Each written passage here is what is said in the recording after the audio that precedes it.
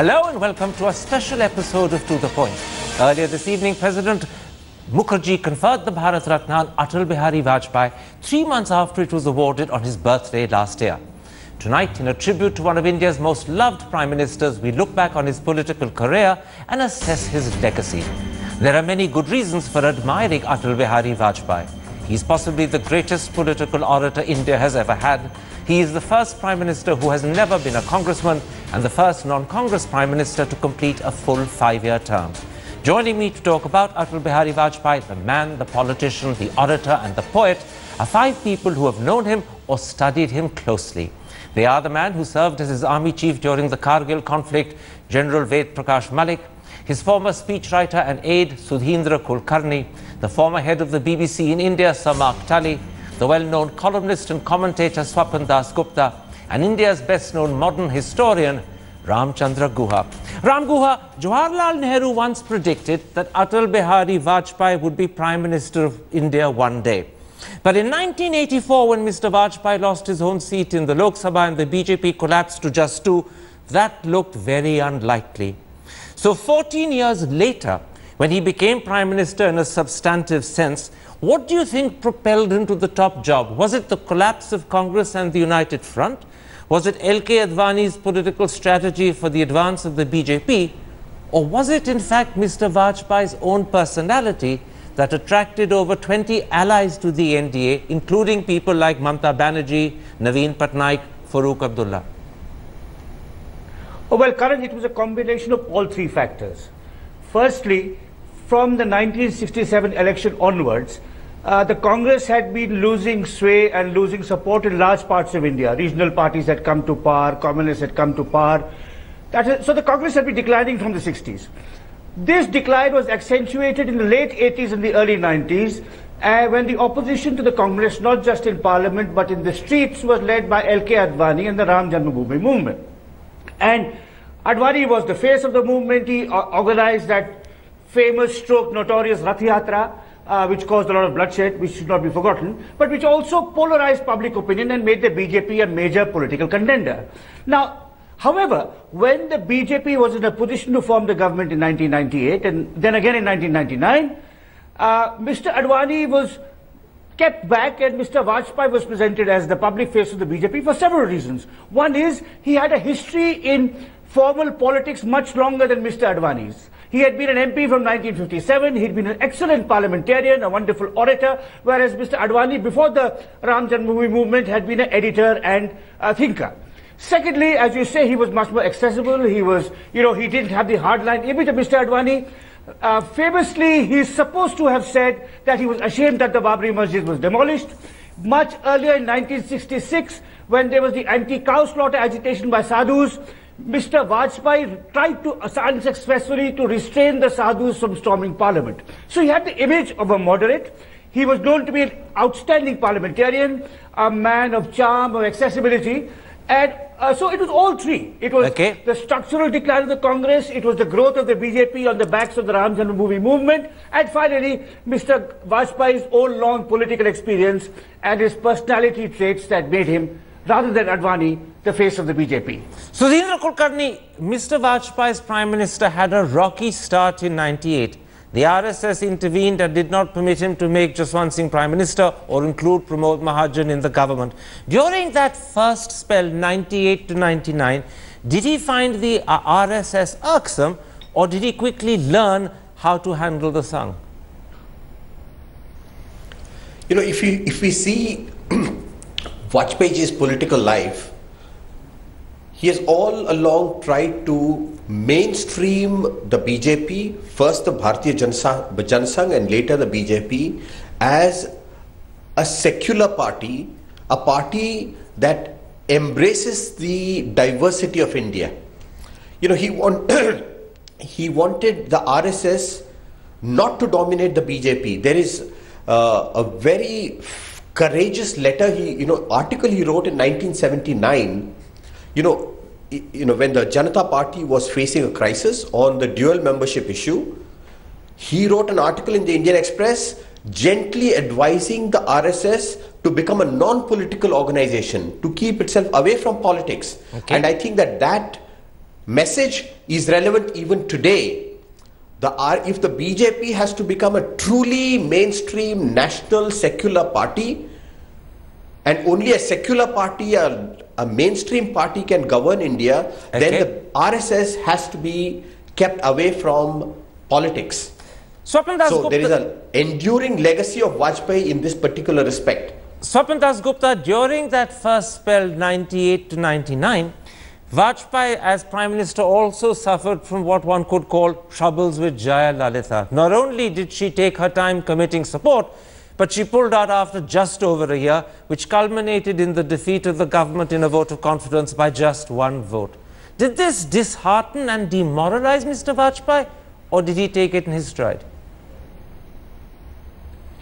You see, I think what really disheartened Mr. Vajpayee was in 1996, when the government, his 13-day government, failed to secure the necessary support to continue and led to a patchwork coalition of the first United Front government.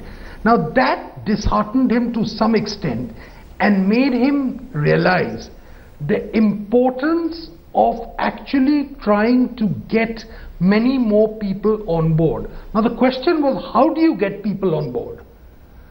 You can get people on board by two ways. Either by having sort of coalitional arrangements, or by having a coalitional arrangement first by increasing your own strength. And that was the consensus within the BJP at that time, that if you show your electoral clout, then only will people come in. And I think the great advantage between 96 and 98 was that Mr. Vajpayee, thanks to that first televised debate in Parliament and the phenomenal impact that speech had, became a nucleus of all the anti-Congress forces. Therefore, when Mrs. Jayalalitha pulled the rug from under his feet at that time, there was a feeling in the BJP, the fear was on two counts, that it would be giving ammunition to the Congress argument that non-Congress parties cannot ever form stable governments. But then something happened, which was the Kargil War. Absolutely. And his conduct, while as a caretaker Prime Minister, the decisiveness with which he conducted himself and the great dignity with which he conducted himself, I think made him the natural contender, and therefore, regardless of how Ms. Jayalalitha performed, however she acted, Mr. Vajpayee ended up being the ultimate gainer. And in hindsight, I would say that the 99 election led to a far more stable NDA government than would have been the case had the 98 arrangement persisted for 5 years. General Malik, it was during that period, April 99 and up to October, when he was actually caretaker Prime Minister because his government had fallen, that Kargil happened. It was the first military test that Mr. Vajpayee faced. In fact, the first military test that any Indian Prime Minister had to face for several years before that. You were his army chief. How did he acquit himself at the time? Karan, there was a fair amount of fog of war because we didn't have much intelligence either on the ground or from the other side through our intelligence agencies. And during that period, of course, it took about few days, but once the things were clear, I had the occasion of interacting him almost on daily basis, and I must say that he was very, very approachable, always accessible when I asked for his meeting with him, which was always given, great listener. And after that, he kept giving us advice on strategic issues on which we would raise a point, or he would, from his own side, never interfered in the operational or tactical matters. I found him a great listener, somebody who was always accessible, prepared to listen to you, advise, and prepared to give his own advice also. But I must also say that he was very firm once he gave his decisions, and he stuck to those. So, Mark, it was during that third and longest spell as Prime Minister from October 99 to May 2004 that Mr. Vajpayee, in a sense, really came into his own. His style was always relaxed and never really under pressure. As Prime Minister, he was a man who looked at the big picture rather than bother about the small details. He had complete control of his cabinet, who were really largely in awe of him. Would you agree with that description? Yes, largely I would, Karan. I think one of the great talents which Vajpayee had, of course, was this being relaxed, was being able to take tension. I mean, General Malik has talked about the way that he listened. And I think it was this which also made his coalition partners happy with him. You know, it's an extraordinary coincidence, really, that a government with such an apparently rickety, diverse coalition managed to achieve as much as it did. I think also another major factor in the stability of that was the relationship between Vajpayee and Advani. He knew that Advani would be a loyal lieutenant rather than fearing that there might be any backstabbing. And in fact, my impression was always that he didn't have any real political fears. He knew that he was the boss of the show. And I think that also enabled him to be relaxed. So, Indra Kulkarni, someone who was by Mr. Vajpayee's side right through those 6 years as Prime Minister was, of course, Brajesh Mishra. Was he just the eyes and ears of the Prime Minister, or did he also play a central role and a central part in the decisions the Prime Minister took? You know, Brajesh Mishra was a very able principal secretary to Prime Minister Vajpayee. But, you know, we must realize that the enormous political experience that Vajpayee ji had gave him a kind of a 360-degree view of the realities of India and also global realities. So he was able to give very firm, very clear instructions to the principal secretary and also to his cabinet colleagues, and all of them implemented his instructions very efficiently. And of course, as I said, Brajesh Mishra was quite crucial in implementing some of the very sensitive and far-reaching decisions of Vajpayee ji. For example, normalization of relations with Pakistan. Absolutely. You know, this was Vajpayee ji's personal mission. Can I stop you? I'll come to normalization of relations with Pakistan in a moment's time.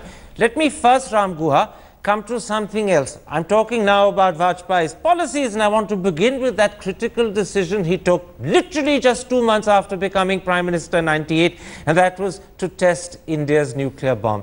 It was a decision that took the world by surprise. It was hugely applauded in India. But today, when you look back on it, how much has it added to India's image and strength? Or is there a tendency to perhaps exaggerate its contribution? Well, at the time, it led to great acclaim and chest beating and an outburst of nationalist pride, perhaps nationalist jingoism. Some people claim that we had, you know, forcibly barged our way into the high table of the world. In retrospect, it probably didn't have that much importance. But I'd like to say one thing about that decision, Karan. You know, I, for various reasons, instinctively opposed it. But listening to Vajpayee ji in Parliament, I was almost persuaded to welcome it. You know, I think this is a very important part of his appeal, was his oratorical skills. But unlike some other orators, he didn't bombard you, he didn't coerce you, he cajoled you, he persuaded you, he charmed you with his wit, with his humor, with his, you know, wonderfully fluent use of Hindustani. So I think, whereas with some other man, some other Prime Minister, the bursting of those bombs would have been seen as a great nationalist triumph, in Vajpayee's presentation, it appeared as if it was the only logical thing to do. Okay. Mark Tully, within 2 weeks of India testing, Pakistan did the same thing. Would you agree today, 15, 16 years later, that the nuclearization of the two countries has had very little perceptible impact on solving the two main problems between them, Kashmir and terror? Yes, I think actually that is true, surprisingly. It hasn't had an impact. I think in a funny way, in a strange way, it has brought a certain measure of stability into this. But I think the really remarkable thing about those relationships was, as has already been said, the way that Vajpayee was the person who pursued and went on pursuing, even after Kargil, this relationship. And after all, the BJP's traditional stance was very hostile to Pakistan indeed. Absolutely. Swapnil Dasgupta, let's in fact focus a little sharply on Mr. Vajpayee's handling of Pakistan. In 1999, he took the bus to Lahore. In 2001, he took the Agra initiative. In 2004, he concluded a critical understanding with General Musharraf. Would you agree that despite setbacks like Kargil or the attack on Parliament, Vajpayee's Prime Minister was constantly trying to find a way forward? Well, yes, but I don't think the manner in which you projected it, it would seem that the passion of Mr. Vajpayee was to seek some sort of an understanding with Pakistan. I think there was no real love lost between India and Pakistan. And I think that was a reality. And Mr. Vajpayee was well aware of the reality. But at the same time, he was practical enough to realize that Pakistan is a neighbor and that an irredentist approach cannot really work, that you cannot go back to the theory of the old Akhand Bharat. So, in 1999, when he first went to Lahore on the bus, and he was disabused of all his any sort of romantic notions he may have had, I don't believe he had, but he may have had, by the Kargil war.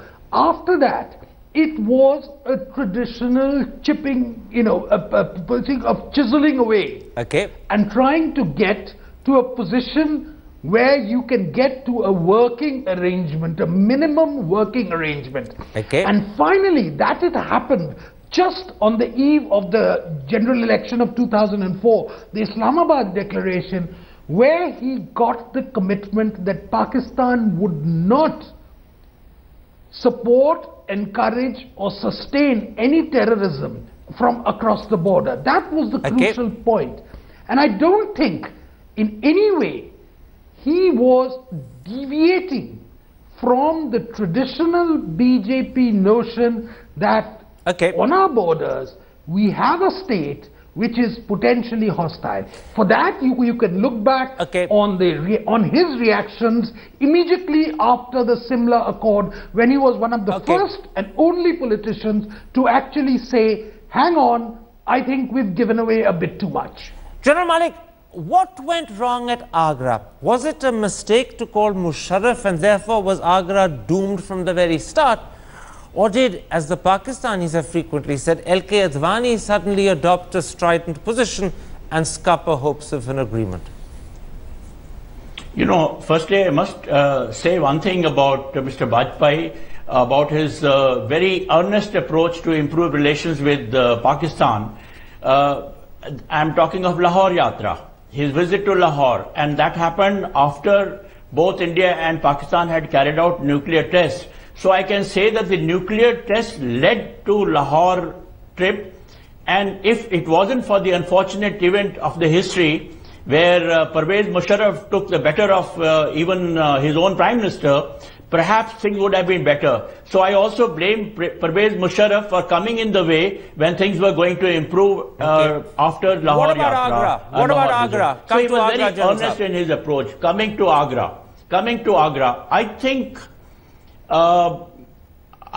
I think there were good people who were advising him, and in that I would also mention both Advani as well as some other people who were close to him. One doesn't know exactly what Pervez Musharraf was wanting to take from him, because that has not come out in writing. Of course, they say that the agreement was almost through, but I think better sense prevailed on him and his colleagues at the last moment, and therefore it fell through. Personally, I must tell you that, personally, I wasn't very happy on him calling Pervez Musharraf to Agra, because I think, I mean, as far as I am concerned and people in the army is concerned, the wounds had not yet healed. But he called it. It was his courage that he went through that. And unfortunately, then we know what happened at the end of it. Sudhindra Kulkarni, looking beyond Pakistan, the truth is that Mr. Vajpayee's handling of Kashmir also displayed the same determined vision to try and break the impasse that's crippled relations between Srinagar and Delhi for decades. He propounded the theory of insaniyat, he held talks with Hurriyat. At one point, he even held talks with the Hizbul Mujahideen. It's very hard to believe that the BJP today could do anything similar. How do you think Mr. Vajpayee was able to do it, and not just not be criticized, but be applauded for doing it?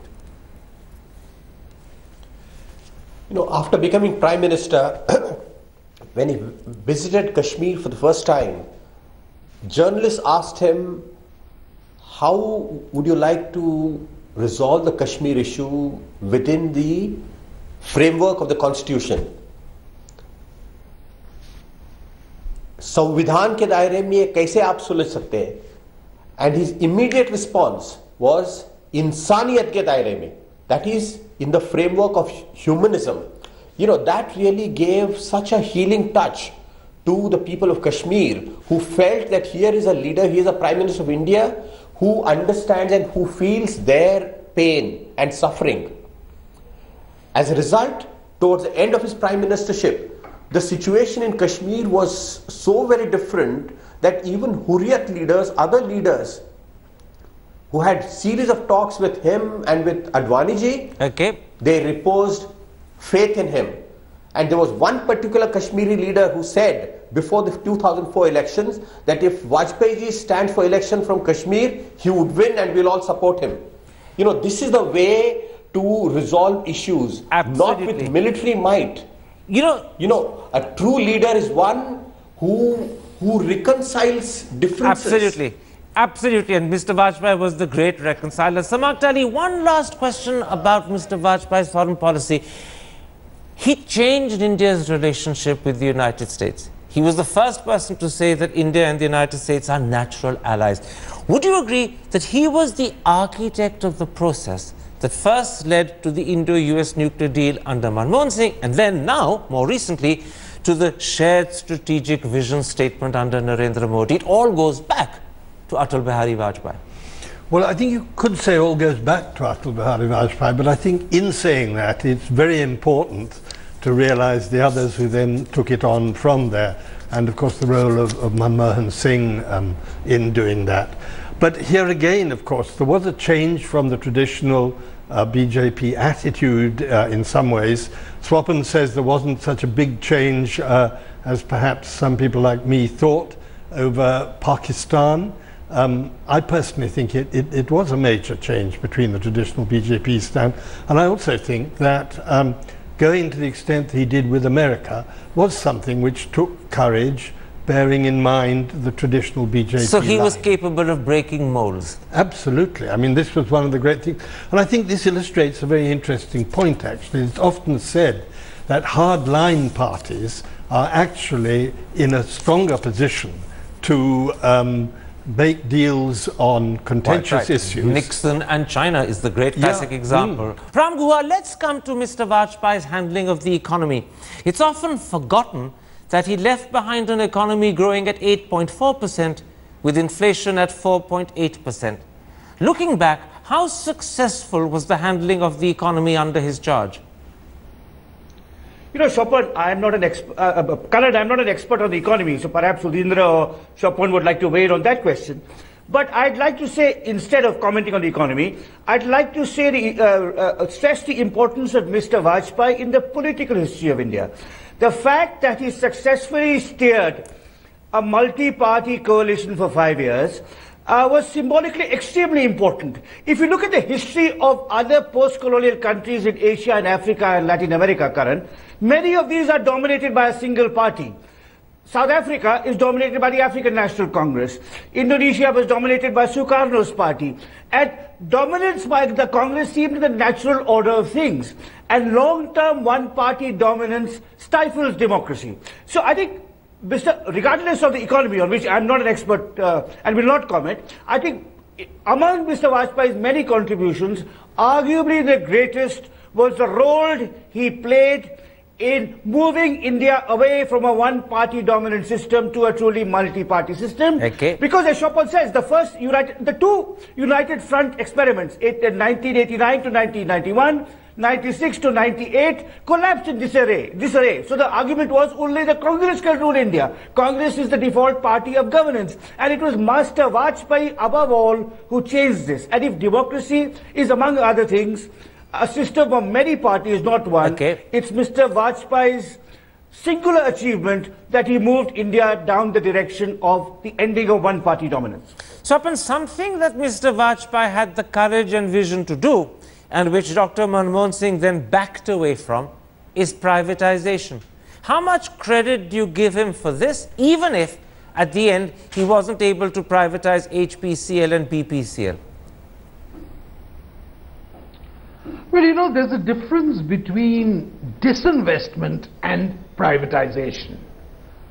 And when Ram Guha spoke about the end of one-party dominance, it was not merely that you change the symbol for whom you're voting for. It also means a definite change in the political objectives and the economic objectives which you think a government should pursue. And in the case of Mr. Vajpayee, he did not come with the baggage of the public sector with him. In fact, the BJP always was quite disdainful of the over-regulated, over-controlled economy. Where they had some disagreements with other right-wingers, as they are called, is on the question of the quantum of foreign investment in India. But on the question of privatization, Mr. Vajpayee took a great leap of faith. Okay. He actually pursued a Thatcherite model. And he did it up to a point. But what is very interesting is that if there is one part of the Vajpayee economic legacy which the BJP appears to have discarded, and for reasons which they attribute, the reason is that they believe that the 2004 failure was also linked, is that rather than go in for disinvestment, Mr. Vajpayee went in for privatization, and that the people of India were not prepared to actually cede control of strategic industries from the public sector to private hands. Now, I believe that transformation will happen. That Mr. Vajpayee in that sense was ahead of his time. But that was one particular experiment of his, which however brave it was, and it was very brave, and I was one of the great supporters of it, does not seem to have actually gained political traction even within the system. Samak, even if growth under Vajpayee was lower than it was under UPA 1 and UPA 2, there is a view, and many seem to believe it, that it was Mr. Vajpayee's policies and more importantly the reforms that he initiated that laid the foundation for the growth that we then saw in the UPA years. Do you believe that Dr. Manmohan Singh's first 5 years would not have been so phenomenally successful, hitting 8 or 9%, if Mr. Vajpayee hadn't laid that foundation first? Yes, I do think there's certainly a measure of truth in that. I don't think one must be absolute about it, but I certainly think there's a measure of truth in that. I'd also like to endorse what Swapan said about the difference between disinvestment and privatization. They are really two completely different things. And if you want to make your public sector efficient and you believe that privatization, private management will make it that, then obviously privatization is the thing to do rather than disinvestment. Because disinvestment doesn't change the management. So, Zindra Kulkarni, let's move beyond Mr. Vajpayee's policies and his politics. Mr. Vajpayee was also perhaps one of the best orators, maybe the best orator India has ever had. What was it about his speeches that was so compelling? Karan, if you allow me, I would like to say a few things about his economic policy. Go ahead. Because this is very important. When he founded the BJP in 1980, his economic policy or the perspective was encapsulated in the philosophy of Gandhian socialism. and this is very important, and even today, Gandhian socialism remains as one of the guiding principles of the BJP in its constitution. And the fact that neither Vajpayee nor any of the leaders of the BJP were able to substantiate Gandhian socialism is one of the weaknesses of the BJP. You know, they acted in a very pragmatic manner, and of course, to some extent it was right. Even before he became Prime Minister, he supported Narasimha Rao and Manmohan Singh when the liberalization began in the early 90s, and he continued that policy, and of course he undertook some very bold, ambitious infrastructure projects like the National Highway Development Project, etc. But I must tell you, having seen him very closely, he was very concerned about the fact that these economic reforms had also widened the gap between the rich and the poor. He was concerned about it, and which is why he was not in favor of this India Shining slogan, which somehow contributed to the defeat of the BJP in 2004. Okay, let me stop you there. I'm not at all of the view that he was an unreserved supporter of privatization or all that happened or is happening in the name of economic reforms. All right, that's a very interesting, viewpoint. Is that the poor must benefit, Antyodaya. Yeah, it's a very interesting difference of opinion between you and Swapan Dasgupta, but I want to actually come back to Mr. Vajpayee, the orator, because I want to cover as many aspects of this man and his beguiling personality. Swapan, let me put that question about his oratory to you. His speech at the Boat Club during the election campaign of 1977, when Indira Gandhi deliberately screened Bobby on Doordarshan in the hope she could lure the audience away and failed, is often considered one of Mr. Vajpayee's best. You referred to the speech he made in 1996 when he effectively resigned as Prime Minister after 13 days, and many believe it was a speech that changed the way the BJP was perceived. Which would you say was Mr. Vajpayee's best speech from your standpoint? Well, it's so difficult. I'll tell you something about Mr. Vajpayee's speeches. Incidentally, as far as I can remember, that speech was not in the Boat Club, it was in Ramlila Maidan. But that's a matter of small detail. I remember covering Mr. Vajpayee once at a assembly election in Rajasthan, and it was late at night, and he was speaking at Bhilwara. And he gave a mesmerizing 45 minutes. I think everyone in that crowd was just enthralled by his weight, by his play of words, etc. But when I looked at my notebook, I said, what has he said? And I found that there was very little notes I had made. Because Mr. Vajpayee always actually encapsulated the mood. If you look for Mr. Vajpayee as an orator who actually, if sort of 50 years later you would analyze its contents, you would say he was a classic orator in the sense that he could keep the audience enthralled. But he wasn't really speaking for posterity. So I think that was one of the great strengths and the limitations of Mr. Vajpayee's speech. Now, for instance, that speech which he delivered in Lahore, for example, which had everyone, including the Pakistanis, absolutely charmed. When you look back on it, what was the substantive point of it? I think the far more substantive point was what he said in the Minare-Pakistan, which constituted, in my mind, the Hindu recognition of the reality of Pakistan. Now that was what it was all about. The rest was all froth. So to my mind, I think Mr. Vajpayee had a very simple message which he could embellish with a big story, the atmospherics, and that's why I think his reputation as a public speaker went far beyond the political constituency of the BJP. And which is why it will be remembered. And I wish some of his earlier speeches, particularly his speech in Parliament in 1969 after the Ahmedabad riots, are remembered, because Mr. Vajpayee often spoke for the moment. Absolutely. I remember him in 1991. I mean, just as a small digression. Very quickly. In 1991, everyone imagines Mr. Vajpayee to be the softie when it came to Ayodhya. But towards the last phase of the 1991 campaign, when he was talking in Uttar Pradesh, and he sensed the mood of the crowd,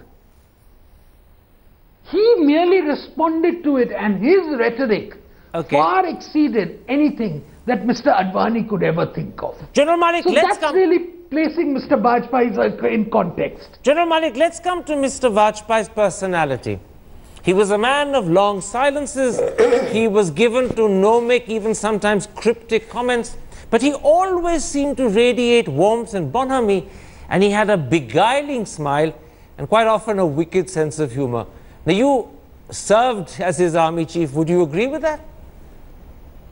Totally, particularly with the beguiling smile, as you have mentioned.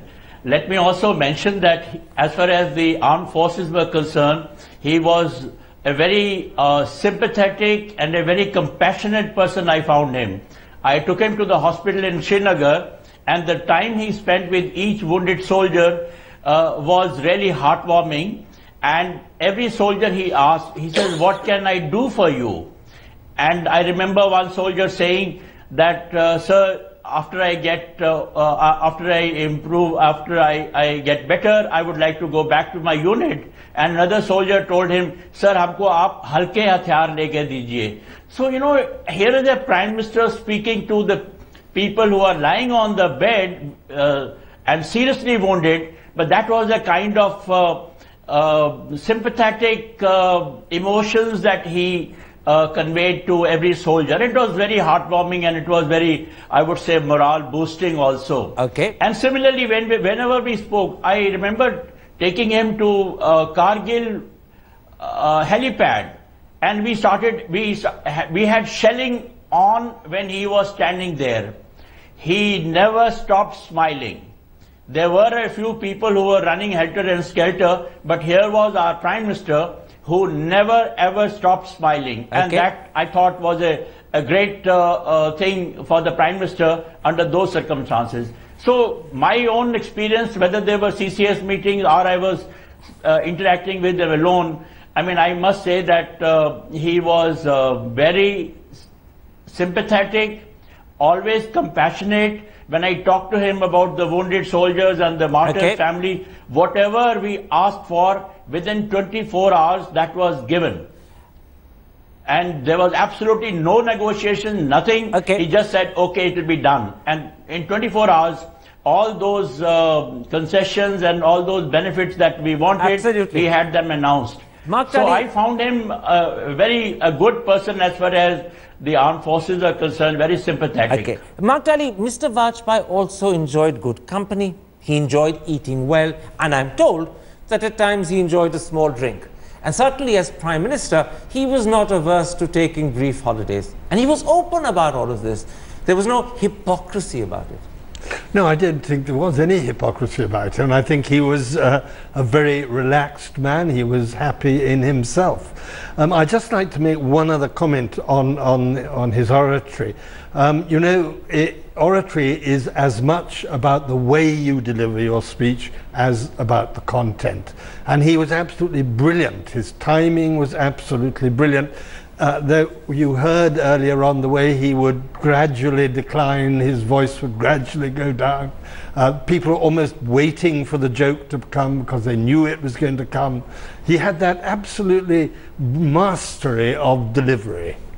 Ramgua, his opponents used to call him the right man in the wrong party, and it was meant as a compliment. But when you look at his attitude to Ayodhya, perhaps the Rath Yatra, and almost certainly Godhra in 2002, many people would say there's a lot of truth in that comment. Would you as a historian agree? Well, I've been thinking about this, Karan, and I'd like to focus on Godhra and what happened afterwards, and his desire to sack the Chief Minister of Gujarat, which of course he changed his mind at the BJP conclave in Goa. And in my view, arguably, that was akin to Rajiv Gandhi Shah Banu moment. You know, he capitulated to Hindu bigotry when what he wanted to do was to affirm the principle of accountability for communal riots, particularly after 2001. The Gujarat riots happened shortly after the terror attack on the World Trade Center. In a world being riven by religious fundamentalism, where India's sane, secular, pluralist voice, which Sudhindra has also talked about, needed to be reinforced. And just as Rajiv Gandhi fatally capitulated the Shah Banu case, strengthening the forces of Muslim fundamentalism and hence also the Hindu reaction by not dismissing the Chief Minister of Gujarat, whose administration, even if he not personally, whose administration was culpable in the killing of more than 1,000 innocent Indians. I think Mr. Vajpayee did his own government, his own personality and the cause of Indian pluralism a disservice. So I think he did very great things. I'm happy he's got the Bharat Ratna. When the Congress was in power last year, I said it would have been fit and gracious and dignified if the Congress awarded him the Bharat Ratna. Sure. Because he did deserve it. If Indira Gandhi and Rajiv Gandhi deserved it, so certainly Mr. Vajpayee deserves it. And most of this program we've talked about is important, undeniable contributions, his remarkable abilities as a reconciler, as an orator. But history will probably judge his lack of action after the 2002 riots as akin to what Rajiv Gandhi's lack of action after the Shah Banu judgment. Sudhindra Kulkarni, I want to pick up on that question. How will history remember Mr. Vajpayee? Will he be remembered for his oratory, for the nuclear bomb that he tested, for his Pakistan and Kashmir initiatives, or simply as the first BJP Prime Minister? I think that he will be remembered for the enduring relevance of his legacy. As a Democrat, I mean, not only as someone who made the BJP along with Advaniji the second pole of Indian politics, but he established the principle that even coalitions can be stable and purposive. You know, coalition, Dr. Manmohan Singh said coalition compulsion. For Vajpayee ji, it was coalition dharma. That coalition in a large and diverse country like India is not a mere numerical compulsion, but a system that makes democracy more representative. Okay. This is what he did. He will also be remembered as someone who made sincere, persistent efforts to mainstream the BJP. He wanted the BJP to become a secular party which goes against the grain of much of what the RSS says. He was never... I can tell you, one day he asked me, and I was absolutely surprised, that Vajpayee ji, after 2004 elections, ye Hindutva kya hota hai?